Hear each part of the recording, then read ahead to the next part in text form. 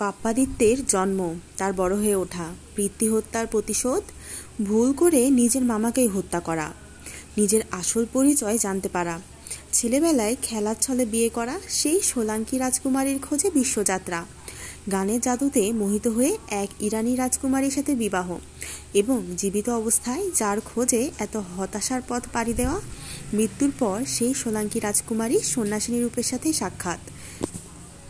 এ যেন এক বিশাল ঘটনার ঘনঘটা। নমস্কার সুপ্রিয় শ্রোতা, রাজকাহিনী গল্পটি পরবর্তীতে আমাদের জন্য কী রেখেছে সেটা নিয়ে আজকের আয়োজন। চলুন তাহলে শুরু করা যাক। পদ্মিনী।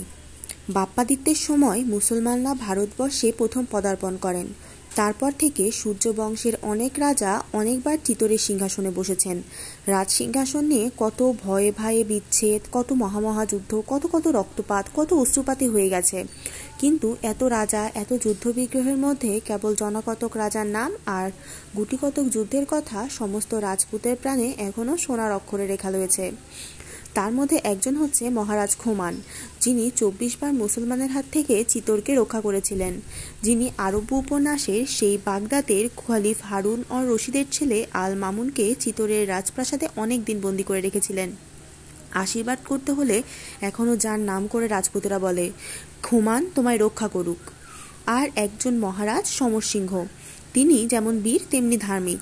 তিনি যখন নাগা সন্ন্যাসীর মতো মাথার ওপর ঝুঁটি বেঁধে পদ্মবীজের মালা গলায় দিয়ে ভবানীর খাড়া হাতে রাজসিংহাসনে বসতেন, তখন বোধহয় সত্যি ভগবান একলিঙ্গের দেওয়ান কৈলাস থেকে পৃথিবীতে এসে রাজত্ব করতে এসেছে। তখনকার দিল্লীশ্বর চৌহান পৃথ্বীরাজের হাত থেকে শাহাবুদ্দিন ঘুরি যখন দিল্লির সিংহাসনের সঙ্গে অর্ধেক ভারতবর্ষ কেড়ে নিতে এসেছিলেন, ঠিক সেই সময় এই মহারাজ সমরসিংহ 13,000 রাজপুত আর নিজের ছেলে কল্যাণকে নিয়ে অর্ধেক ভারতবর্ষের রাজা পৃথ্বীরাজের পাশে পাশে কাগার নদীর তীরে মুসলমানদের সঙ্গে যুদ্ধ করতে গিয়েছিলেন। সেই যুদ্ধই তার ছিল শেষ যুদ্ধ। পৃথ্বীরাজ সমরসিংহের প্রাণের বন্ধু, তার আদরের মহিষী মহারানী পৃথার ছোট ভাই, দুজনে বড় ভালোবাসা ছিল। তাই বুঝি এই শেষ যুদ্ধে সমরসিংহ জন্মের মতো বন্দুকদের সমস্ত ধার শোধ করে দিয়ে চলে গেলেন।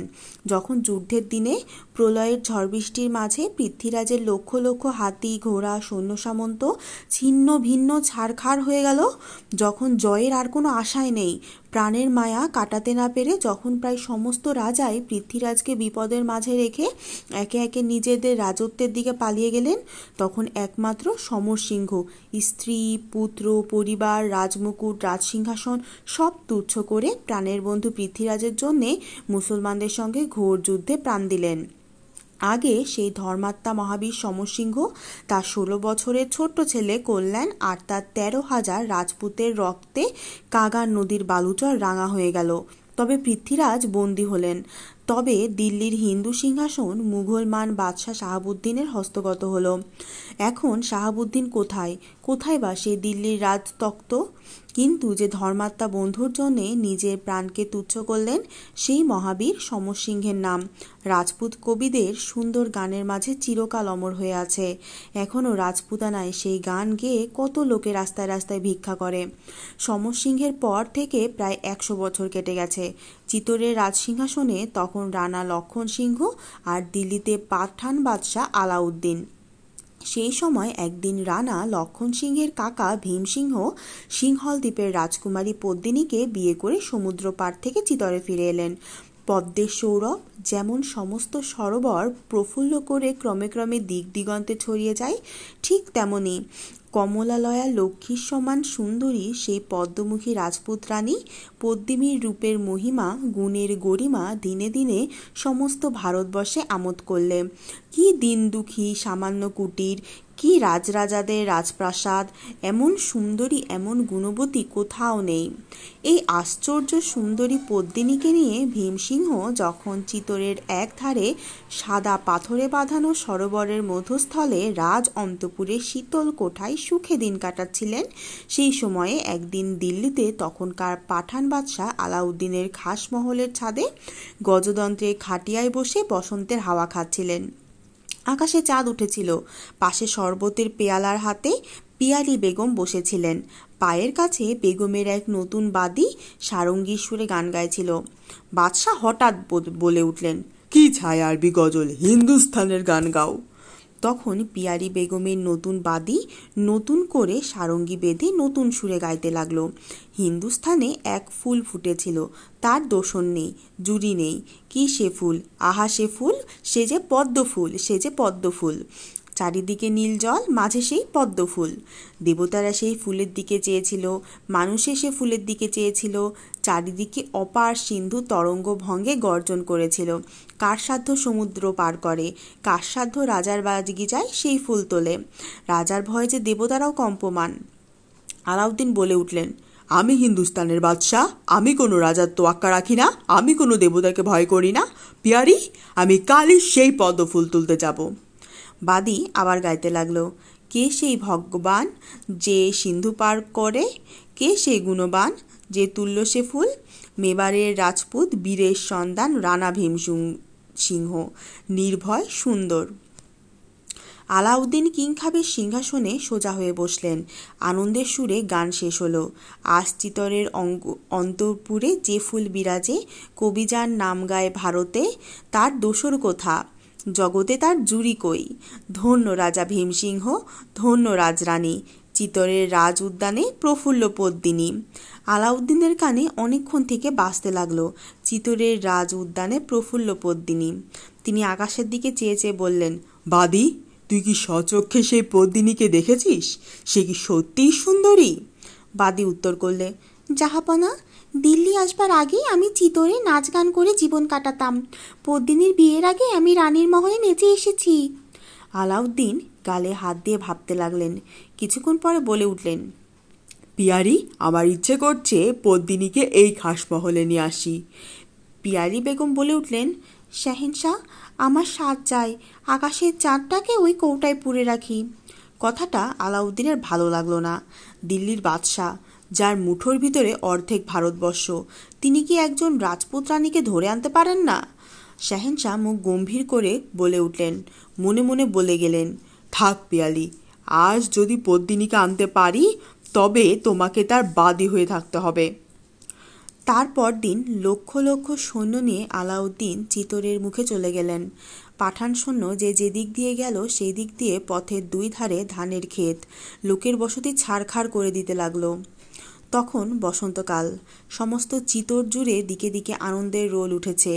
হোলি হে, হোলি হে। ঘরে ঘরে আবিরের ছড়াছড়ি, হাসির হো হো আর বাসন্তী রঙের বাহার। সেই ফাগুনে ভরা আনন্দ আর হাসি খেলার মাঝখানে একদিন চিতরে খবর পৌঁছালো আলাউদ্দিন আসছে। ঝড়ের মুখে প্রদীপের মতো চিতরের সমস্ত আনন্দ এক নিমিষে নিভে গেল। কোথায় তখন রইল রানার রাজপ্রসাদের ধূপদ খেয়ালে হোলি বন্দনা? কোথায় রইল রানীদের অন্দরে ফাগুন মে হোলি মাচাও বলে বলে মধুর গান গাওয়া, লালে লালে রাস্তায় দলে দলে হাসি তামাশা? কোথায় গেল গোপালজির মন্দিরে রাগ বসন্তে নববতের সুর? আবিরে গোলাপে লালে লাল চিতরের ঘরে ঘরে অস্ত্রশস্ত্র ঝনঝনার আর এক ভয়ঙ্কর খেলার আয়োজন চলতে লাগলো। সে খেলা লোকের প্রাণ নিয়ে খেলা, তাতে বুকের রক্ত, ছুরির ঘা, কামানের গর্জন আর যুদ্ধের খেলার মাঠ। শেষে একদিন পাঠান বাদশার কালো নিশান শকুনির মতো মেবারের মরুভূমির উপর দেখা দিলে ভীমসিংহ হুকুম দিলে, কেল্লার দরজা বন্ধ করো। ঝনঝন শব্দে চিতরের 7টা ফটক তৎক্ষণাৎ বন্ধ হয়ে গেল। আলাউদ্দিন ভেবেছিলেন যাব আর পদ্মিনীকে কেড়ে নিব, কিন্তু এসে দেখলেন বুকের পাঁজর প্রাণের চারিদিকে যেমন ঢেকে রাখে, তেমনি রাজপুতের তলোয়ার পদ্মিনীর চারিদিকে দিবারাত্রি ঘিরে রয়েছে। সমুদ্র পার হওয়া তো সহজ, কিন্তু এই 7টা ফটক পার করে চিতরের মাঝখান থেকে পদ্মিনীকে আনা যে অসম্ভব। পাঠান বাদশাহ পাহাড়ের নিচে তাঁবু গাড়বার হুকুম দিলেন। সেই দিন গভীর রাত্রে যুদ্ধের সমস্ত আয়োজন শেষ করে রানা ভীমসিংহ পদ্মিনীর কাছে এসে বললেন, পদ্মিনী, তুমি কি সমুদ্র দেখতে চাও? যেমন অনন্ত নীল সমুদ্রের ধারে তোমার রাজপ্রাসাদ ছিল, তেমনি সমুদ্র। পদ্মিনী বললেন, তামাশা রাখো, তোমাদের এই মরুভূমির দেশ আবার সমুদ্র কোথায় থেকে পেলে? ভীমসিংহ পদ্মিনীর হাত ধরে কেল্লার ছাদে উঠলেন। অন্ধকার আকাশ, চন্দ্র নেই, তারা নেই। পদ্মিনী দেখলেন সেই অন্ধকার আকাশের নিচে একখানা কালো অন্ধকার কেল্লার সম্মুখ থেকে মরুভূমির উপর জুড়ে রয়েছে। পদ্মিনী বলে উঠলেন, রানা, এখানে সমুদ্র ছিল, আমি তো জানি না। মাগো, সাদা সাদা ঢেউ উঠেছে দেখো। ভীমসিংহ হেসে বললেন, পদ্মিনী, এ যে সে সমুদ্র নয়, এ যে পাঠান বাদশার চতুরঙ্গ সৈন্যবল। ওই দেখো, তরঙ্গে পর তরঙ্গ শিবির শ্রেণী, জলের কল্লোলের মতো ওই শোনো সৈন্যের কোলাহল। আজ আমার মনে হচ্ছে এই নীল সমুদ্র, যার বুকের মাঝখান দিয়ে আমি একটি সোনার পদ্মফুলের মতো তোমায় ছিঁড়ে এনেছি, এই সমুদ্র যেন আজ চতুরঙ্গী মূর্তি ধরে তোমাকে আমার কাছ থেকে কেড়ে নিতে এসেছে। কেমন করে এই বিপদ সাগর পার হব আমি ভাবছি। ভীমসিংহ আরও বলতে যাচ্ছিলেন, হঠাৎ একটা কালো প্যাঁচা চিৎকার করে মাথার উপর দিয়ে উঠে গেল। তার প্রকাণ্ড দুইখানা কালো ডানার বাতাস অন্ধকার ছাদে রানারানির মুখের ওপর যেন দুখানা ঠান্ডা হাতের মতো বুলিয়ে দিল। পদ্মিনী চমকে উঠে রানার হাত ধরে নেমে এলেন। সমস্ত রাত ধরে তার মন বলতে লাগলো, এ কী অলক্ষণ, এ কী অলক্ষণ। তারপর দিন পূবের আকাশে ভোরের আলো সবেমাত্র দেখা দিয়েছে। এমন সময় একজন রাজপুত সাওয়ার পাঠান শিবিরে উপস্থিত হলো। বাদশাহ আলাউদ্দিন যখন রূপোর কুর্সিতে বসে তসবিদানা জপ করছিলেন, তখন খবর এলো রানা লক্ষ্মী সিংহের দূত হাজির। বাদশাহ হুকুম দিলেন, হাজির হোনে কো কাহো। রানার দূত 3 বার কুর্নিশ করে বাদশার সামনে দাঁড়িয়ে বলল, রানা জানতে চান বাদশার সঙ্গে তার কিসের বিবাদ যে তিনি আজ এত সৈন্য নিয়ে চিতরে উপস্থিত হলেন। আলাউদ্দিন উত্তর করলেন, রানার সঙ্গে আমার কোনো শত্রুতা নেই। আমি রানার খুড়ো ভীমসিংহের কাছে পদ্মিনীকে ভিক্ষা চাইতে এসেছি, তাকে পেলে আমি দেশে ফিরব। দূত উত্তর করলে, শাহেনশাহ, আপনি রাজপুত জাতকে চেনেন না, সেই জন্য এমন কথা বলছেন। রানার কথা ছেড়ে দিন, আমরা দুঃখী রাজপুত, আমরাও প্রাণ দিতে পারি, তবু মান খোয়াতে পারি না। আপনি রানীর আশা পরিত্যাগ করুন, এবং শাহেনশাহর যদি অন্য কোনো নেবার থাকে তবে। আলাউদ্দিন দূতের কথায় বাধা দিয়ে বললেন, হিন্দুস্তানের বাদশার এক কথা, হয় পদ্মিনী নয়তো যুদ্ধ। রানার দূত পিছু হটে 3 বার কুর্নিশ করে বিদায় হলো। সেদিন সন্ধ্যাবেলা চিতোরের রাজসভায় সমস্ত রাজপুত সর্দার একত্র হলেন। কি করে চিতোরকে মুসলমানের হাত থেকে রক্ষা করা যায়। রাজস্থানের রাজমুকুটের সমান চিতোর, রাজপুতের প্রাণের চেয়েও প্রিয় চিতোর। মুসলমানরা প্রায় ভারতবর্ষ গ্রাস করেছে। তাদের সঙ্গে যুদ্ধে বড় বড় হিন্দু রাজার রাজত্ব ছাড়খাড় হয়ে একেবারে লোপ পেয়েছে। কিন্তু চিতোরের সিংহাসন, সে তো সেই পুরাকালের মতোই অটল, এখনও স্বাধীন রয়েছে। কি করে আজ এই ঘোর বিপদে চিতোরকে উদ্ধার করা যায়। অনেকক্ষণ ধরে অনেক পরামর্শ, অনেক তর্ক বিতর্ক চলল।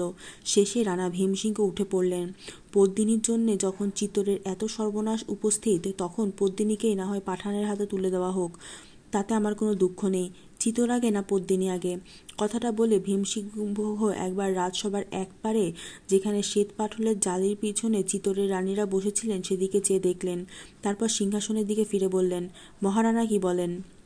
লক্ষণ সিংহ বললেন, যদি সমস্ত সর্দারের তাই মত হয় তাহলে তাই কর্তব্য। তখন সেই রাজভক্ত রাজপুত সর্দারের প্রধান রাজসভায় উঠে দাঁড়িয়ে বললেন, রানার বিপদে আমাদের বিপদ, রানার অপমানে আমাদের অপমান।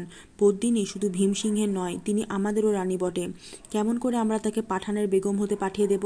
পৃথিবী শুদ্ধ লোক বলবে, রাজস্থানে কি এমন কোনো পুরুষ ছিল না যারা রানীর হয়ে লড়ে। মহারানা, আমরা প্রস্তুত, হুকুম হলে যুদ্ধে যাই। মহারানা হুকুম দিলেন, আপাতত যুদ্ধের কোনো প্রয়োজন নেই, সাবধানে কেল্লার দরজা বন্ধ রাখো। আলাউদ্দিন যতদিন পারে চিতোর ঘিরে বসে থাকুক। সভাস্থলে ধন্য ধন্য পড়ে গেল। চারিদিকে চিতোরের সমস্ত সর্দার তরোয়াল খুলে দাঁড়ালেন। সমস্ত রাজসভা একসাথে বলে উঠল, জয় মহারানা, জয় জয় ভীম, জয় জয় জয় পদ্মিনী, জয়। রাজসভা ভঙ্গ হল। সেই সময় রাজসভার এক পারে শ্বেত পাথরের জালির আড়াল থেকে সোনার পদ্মফুল লেখা একখানি লাল রুমাল সেই রাজভক্ত সর্দারের মাঝে এসে পড়ল।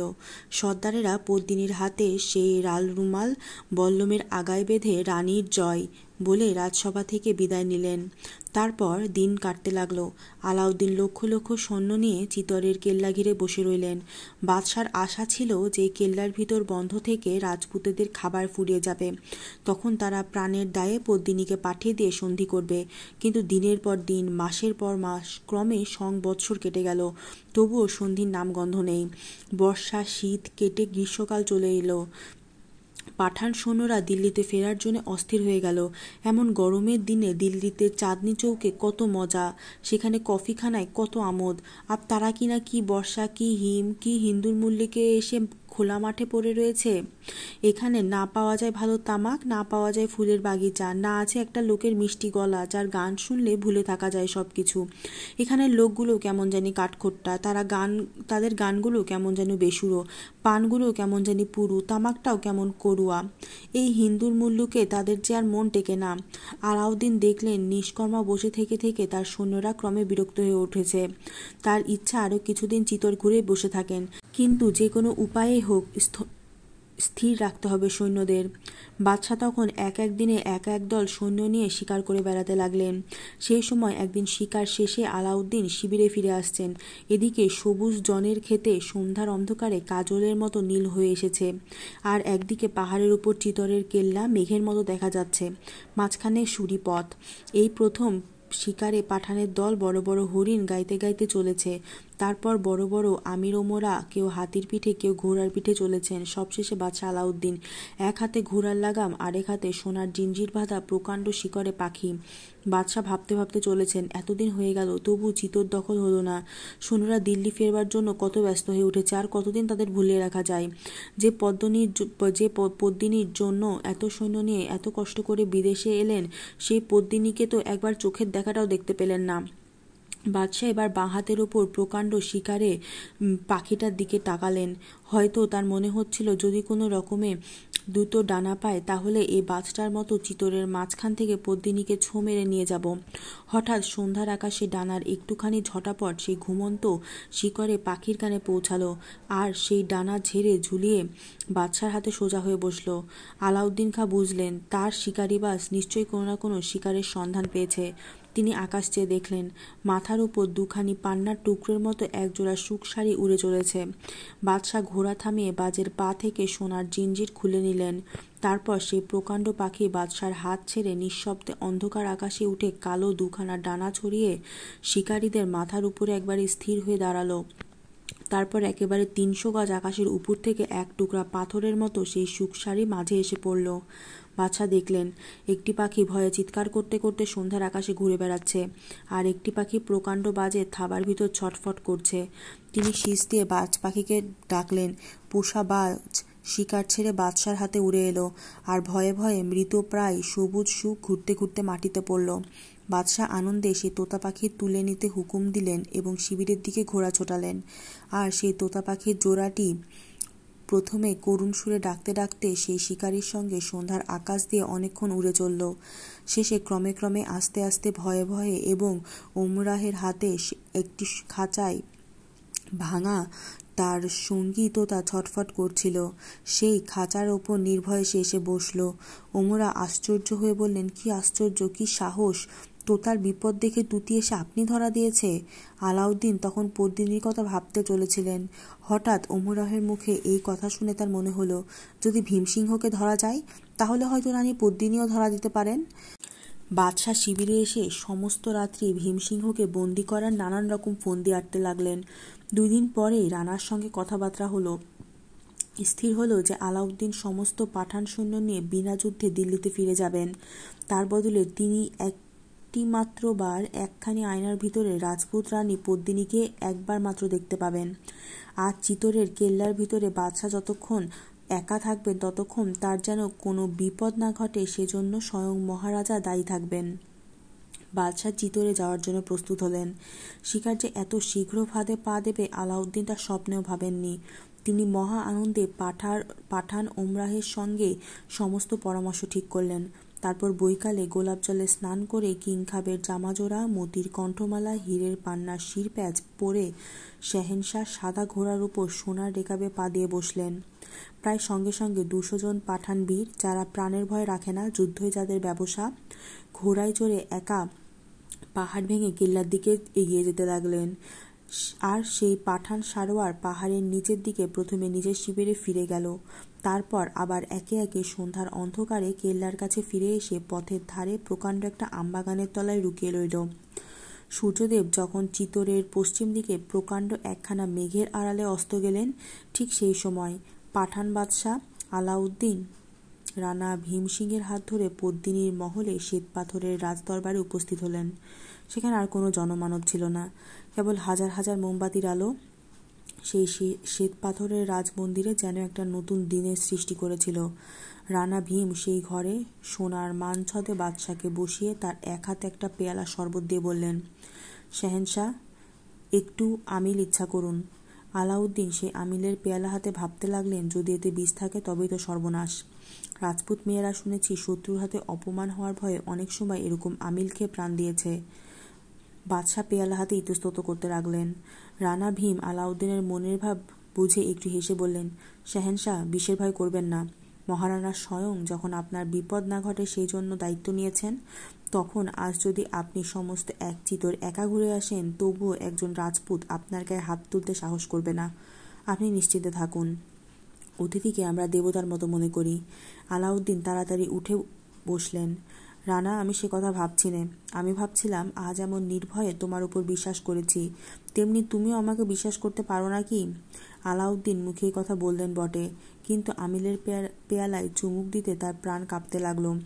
তিনি অল্পে অল্পে সমস্ত আমিলটুকু নিঃশেষ করে অনেকক্ষণ চুপ করে বসে রইলেন। শেষে যখন দেখলেন বিষের জ্বালার বদলে শরীর এবং মন আনন্দে প্রফুল্ল হয়ে উঠল, তখন বাদশাহ ভীমসিংহের দিকে ফিরে বললেন, তবে আর বিলম্ব কেন?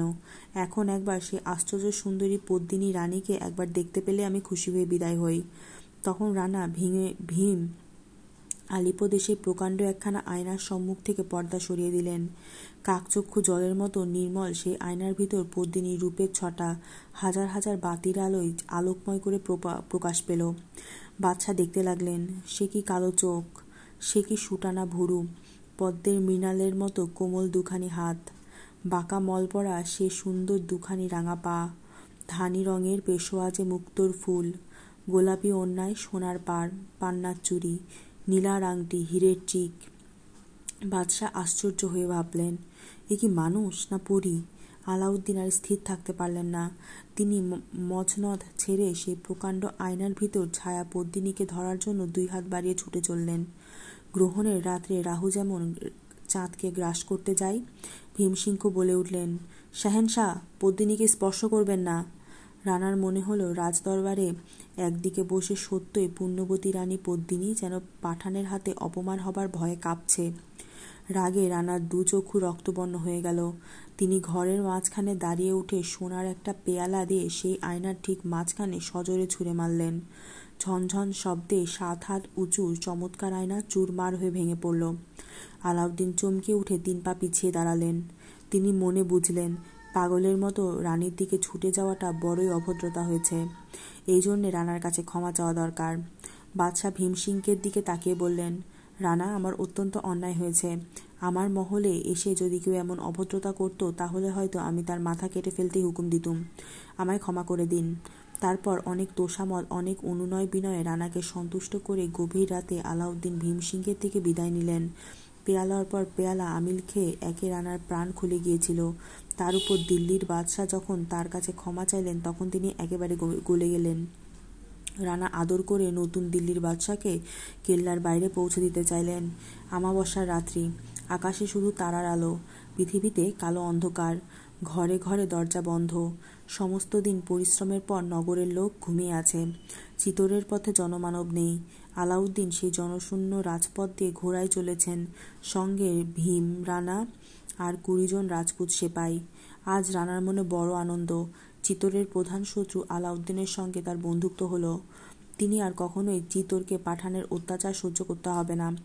রানা ভাবলেন, কাল সকালে পাঠান সৈন্য চিতোর ছেড়ে চলে যাবে। যখন ভাবলেন চিতোরের সমস্ত প্রজা কাল থেকে নির্ভয়ে রাজা রানীর জয় জয়কার দিয়ে যে যার মতো কাজে লাগবে, তখন থেকে তার মন আনন্দে নৃত্য করতে লাগলো। তিনি মহা উল্লাসে বাদশার পাশে পাশে ঘোড়ায় চড়ে কেল্লার ফটক পার হলেন। তখন রাত্রি আরও অন্ধকার হয়েছে।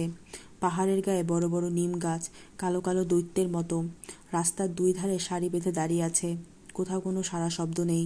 কেবল কেল্লার উপর থেকে একবার প্রহরীদের হৈ হৈ আর পাথরের রাস্তায় সে 22টা ঘোড়ার খুটখুট শব্দ। আলাউদ্দিন ভীমসিংহকে নিয়ে কথায় কথায় ক্রমে পাহাড়ের নিচে এলেন। সেখানে একদিকে জনাবের ক্ষেত, আর একদিকে আমবাগান, মাঝে মেঠো রাস্তা। রাস্তার 2 ধারে প্রায় 200 পাঠান আলাউদ্দিনের হুকুমের মতো লুকিয়েছিল। ভীমসিংহ যেমন এইখানে এলেন, অমনি চারিদিক থেকে পাঠান সৈন্য তাকে ঘিরে ফেলল। তারপর সে অন্ধকার রাতে শত শত শত্রুর মাঝে 20 জন মাত্র রাজপুত তাদের রানাকে উদ্ধার করার জন্য প্রাণপণে যুদ্ধ করতে লাগলো, কিন্তু বৃথা। বাজ পাখি যেমন ছোঁ মেরে শিকার নিয়ে যায়, ঠিক তেমনি আলাউদ্দিন রাজপুতের মাঝখান থেকে রানাকে বন্দি করলেন। 20 জনের মধ্যে মাত্র 5 জন রাজপুত চিতরে ফিরল।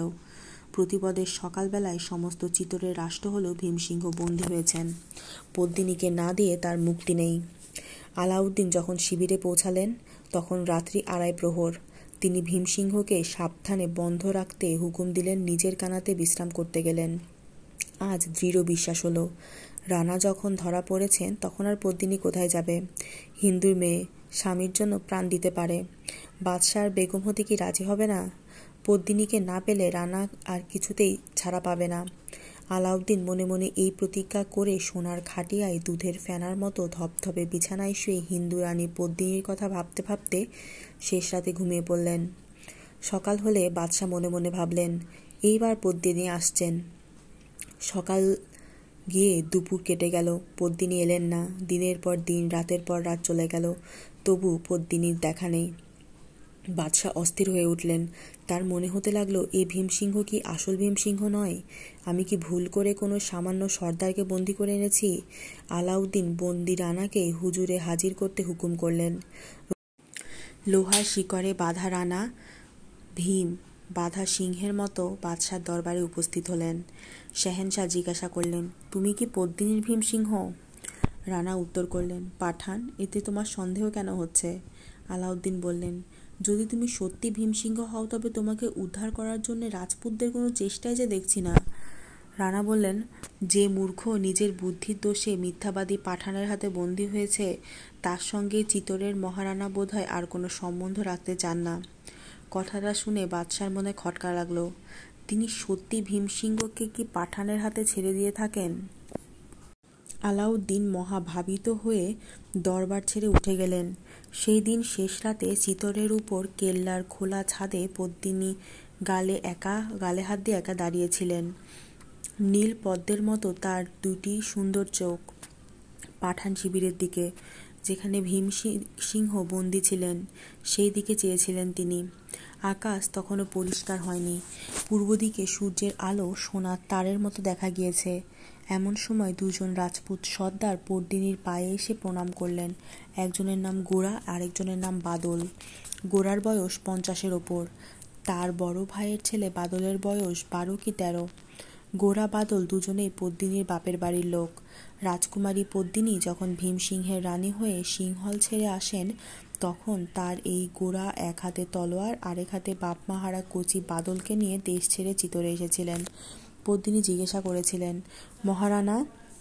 মহারানা কি আমার কথা মতো কাজ করতে রাজি হয়েছেন?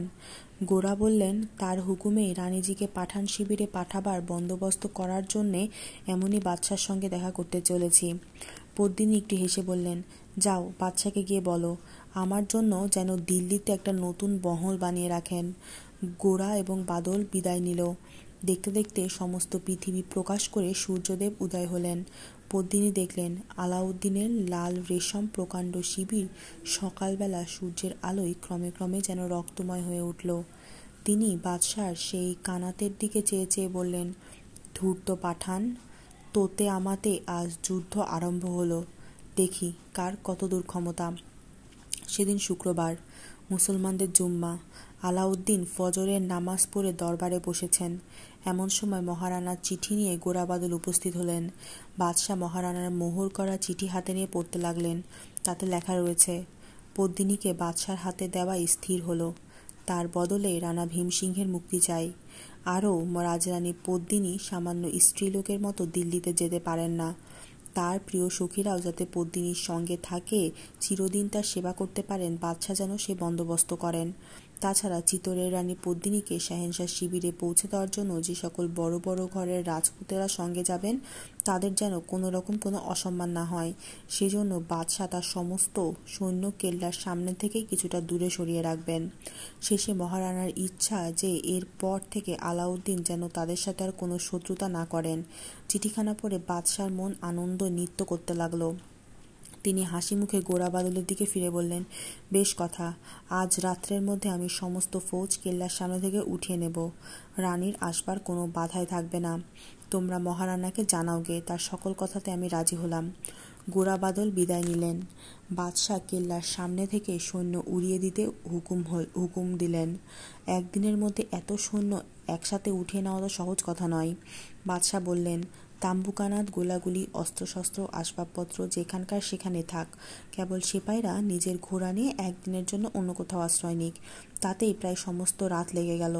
পরদিন সূর্যোদয়ের সঙ্গে সঙ্গে চিতোরের প্রধান ফটক রামপালের ওপর করকর করে নাকারা বাজতে লাগল।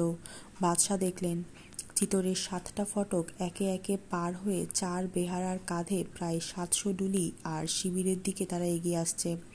মাঝে রানী পদ্মিনীর চীনাপাত মোড়া সোনার চতুর্দোল, তার এক পাশে 50 বৎসরের সর্দার গোরা, আরেক পাশে 12 বৎসরের বালক, দুজনেই ঘোড়ায় চড়ে। পদ্মিনী আর তার সহচরীদের থাকবার জন্য বাদশাহ প্রায় 8 ক্রোশ জুড়ে কানাত ফেলেছিলেন। একে একে যখন সেই 700 পালকি কানাতের ভেতর পৌঁছালো, তখন গোরা বাদশার হুজুরে খবর জানালেন, শেহেনশাহ, রানীজি উপস্থিত। এখন তিনি একবার ভীমসিংহের সঙ্গে দেখা করতে চান। বাদশাহের বেগম হলে তো আর দুজনের দেখা হবে না। বাদশাহ বললেন, পদ্মিনী যখন রানাকে দেখতে চেয়েছেন তখন আর কথা কি, আমি আধা ঘন্টা সময় দিলাম, তার বেশি রানা যেন পদ্মিনীর কাছে না থাকে। গোরা তথাস্তু বলে বিদায় নিলেন। আলাউদ্দিন একলা বসে বসে দেখতে লাগলেন। 1-2 করে প্রায় 700 পালকি কানাতের ভিতর দিয়ে বেরিয়ে চিতোরের মুখে চলে গেল। সঙ্গে ঘোড়ায় চড়ে 12 বৎসরের বাদল। বাদশাহ একজন উমরাকে জিজ্ঞাসা করলেন, ওসব পালকিতে কারা যায়? শুনলেন চিতোর থেকে যে সকল বড় ঘরের রাজপুত রানীকে বিদায় দিতে এসেছিলেন তারা ফিরে গেলেন। বাদশাহ জিজ্ঞাসা করলেন, ভীমসিংহ কোথায়? উত্তর এলো, অন্দরেই আছেন। আলাউদ্দিন শিবিরের এক কোণে বালির ঘড়ির দিকে চেয়ে দেখলেন আধা ঘন্টা হয়ে গেছে, এবার পদ্মিনীর সাথে দেখা হবে। বাদশাহ সাজগোজ করার জন্য অন্য এক শিবিরে উঠলেন। সেখান থেকে আতর, গোলাপ, হিরে জহরতের ছড়াছড়ি, কোথাও সোনার আতরদানে 1000 টাকা ভরি গোলাপি আতর, কোথাও মুক্তোর তাজ, কোথাও পান্নার শিরপাঁচ, কৌটো ভরা মানিকের আংটি, আলনায় সাজানো কিংখাবের জামাজোড়া, রেশমি রুমাল, জরির লেপটা। বাদশাহ যতক্ষণ কিংখাবের জামাজোড়া, জরির লেপটা পরে আয়নার সামনে পাকা দাড়িতে গোলাপি আতর লাগাচ্ছিলেন, ততক্ষণে সেই 700 পালকির একখানিতে রানা ভীমসিংহ লুকিয়ে মেবারের বাছা বাছা রাজপুত সর্দাররা পাঠান শিবিরের মাঝখান দিয়ে চিতোরের মুখে এগিয়ে চলছেন। ক্রমে আলাউদ্দিনের সাজগোজ শেষ হলো। আধ ঘন্টা কখন যে 1 ঘন্টা হয়ে গেল কেউ বুঝতেই পারল না। এখন পদ্মিনীর শিবির থেকে ভীমসিংহ ফিরে এলেন না। বাদশাহ গোরাকে ডাকতে হুকুম দিলেন। গোরার কোনো সন্ধানই পাওয়া গেল না।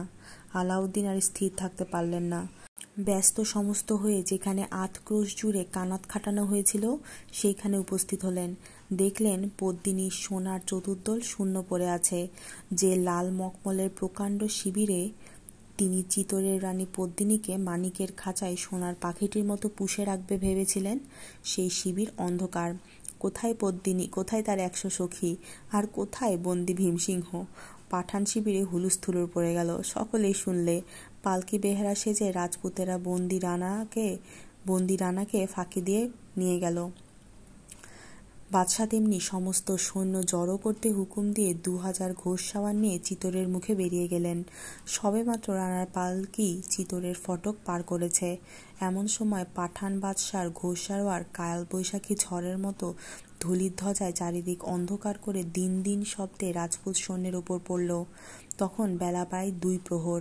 আগুনের সমান তপ্ত রোদে 12 বৎসরের বালক বাদল আর 50 বৎসরের বৃদ্ধ গোরা একদল রাজপুতকে নিয়ে প্রাণপণে চিতোরের সিংহদ্বার রক্ষা করতে লাগলেন। সন্ধ্যা হয়ে গেল, যুদ্ধের শেষ হলো না। চিতোর থেকে দলের পর দল রাজপুত এসে যুদ্ধে যোগ দিতে লাগলো। বাদশাহ হাজারের পর হাজার পাঠান এনেও চিতোরের একখানা পাথর পর্যন্ত দখল করতে পারলেন না। শেষে যে ভীমসিংহকে তিনি কাল রাতে লোহার শৃঙ্খলে বন্ধ রেখেছিলেন, সেই ভীমসিংহ যখন হাতির পিঠে যুদ্ধক্ষেত্রে উপস্থিত হলেন, তখন পাঠান বাদশার আশা ভরসা নির্মূল হল। সন্ধ্যার অন্ধকারে অর্ধেক ভারতবর্ষের সম্রাট আলাউদ্দিন চিতোরের সম্মুখে থেকে ঘোড়া ফিরিয়ে শিবিরে গেলেন। জয় জয়, রবে চিতোর নগর পরিপূর্ণ হল। সেদিন গভীর রাতে যুদ্ধ শেষে রানা ভীমসিংহ যখন পদ্মিনীর শয়নকক্ষে বিশ্রাম করতে এলেন, তখন রানার দু চোখে জল দেখে পদ্মিনী জিজ্ঞাসা করলেন, এই সুখের দিনে চোখে জল কেন? রানা নিঃশ্বাস ফেলে বললেন, পদ্মিনী, আজ আমার পরম উপকারী চিরবিশ্বাসী গোরা চিরদিনের মতো যুদ্ধের খেলা সাঙ্গ করে দেবলোকে চলে গেল। দুজনে আর একটি কথাও বলল না। রানী পদ্মিনী শয়নঘরের প্রদীপ অন্ধকার করে দিলেন। দক্ষিণের হাওয়ায় সারা রাত্রি চিতরের মহাশ্মশানের দিকে যেন একটা হায় হায় শব্দে ঘরের ভিতর ভেসে আসতে লাগলো। আলাউদ্দিন যখন পদ্মিনীর আশায় চিতর ঘিরে বসেছিলেন, সেই সময় কাবুল থেকে মুঘলের দল একটু একটু করে ক্রমে ভারতবর্ষের দিকে এগিয়ে আসছিল। রাজপুতদের কাছে হার মেনে বাদশাহ নিজের শিবিরে এসে শুনলেন মুঘল বাদশাহ তৈমুরলং দিল্লি আক্রমণ করতে আসছেন। সেই সঙ্গে দিল্লি থেকে পিয়ারি বেগমের এক পত্র পেলেন। তার এক জায়গায় বেগম লিখেছেন, শাহেনশাহ, আর কেন, পদ্মিনীর আশা ত্যাগ করুন। হে মধুকর, তুমি পদ্মের সন্ধানে মরুভূমির মাঝে ফিরতে গেলে, আর বনের ভাল্লুক এসে তোমার সাধের মৌচাক লুটে গেল। সকলে আল্লাহর ইচ্ছা। আজ অর্ধেক ভারতবর্ষের রাজা, কাল হয়তো পথের ভিখারি। হায় রে হায়, দিল্লির পিয়ারি বেগমকে এতদিন বুঝি মুঘল দস্যুর বাদী হতে হয়। বাদশাহ পিয়ারির চিঠি পড়ে স্তম্ভিত হয়ে গেলেন। বিপদ যে এত গুরুতর তিনি স্বপ্নেও ভাবেননি। আলাউদ্দিন তৎক্ষণাৎ শিবির উঠাতে হুকুম দিলেন। সেই রাত্রে পাঠান ফৌজ রাজস্থান ছেড়ে কাশ্মীরের মুখে চলে গেল। 13 বৎসর পরে চিতরের সম্মুখে পাঠান বাদশার রণডঙ্কা আরেকবার বেজে উঠল। তখন চিতরের বড় দুরবস্থা। সমস্ত দেশ দুর্ভিক্ষে, মহামারীতে উজাড় হয়ে যাচ্ছে। দেশ যে প্রায় বীর শূন্য। নতুন নতুন লোকের হাতে যুদ্ধের ভার। রানা ভীমসিংহ সেই সব নতুন সৈন্য, নতুন সেনাপতি নিয়ে গ্রামে গ্রামে পথে পথে পাঠান সৈন্যকে বাধা দিতে লাগলেন, কিন্তু তার সমস্ত চেষ্টা ব্যর্থ হতে লাগলো। সুপ্রিয় শ্রোতা, রাজকাহিনী গল্পের এই পর্বটি এখানেই শেষ করছি। এই গল্পটি অর্থাৎ এই পদ্মিনী গল্পটি, যা আমাদের চিরচেনা রানী পদ্মাবতীর গল্প, এটা আমি নিজেও শুরুতে বুঝতে পারিনি। এই পড়তে পড়তে আমি এটা বুঝতে পারলাম এবং অবাক হলাম। মনে হয় আপনারাও অবাক হয়েছেন। পুরাতন গল্প যদি হঠাৎ করে নতুন রূপে ফিরে আসে তাহলে ভালোই লাগে। পদ্মিনীর গল্প এখনও কিন্তু শেষ হয়নি। পরবর্তী পর্ব নিয়ে খুব শিগগিরই উপস্থিত হব আপনাদের সামনে। ততক্ষণ ভালো থাকবেন, সুস্থ থাকবেন। সকলকে ধন্যবাদ।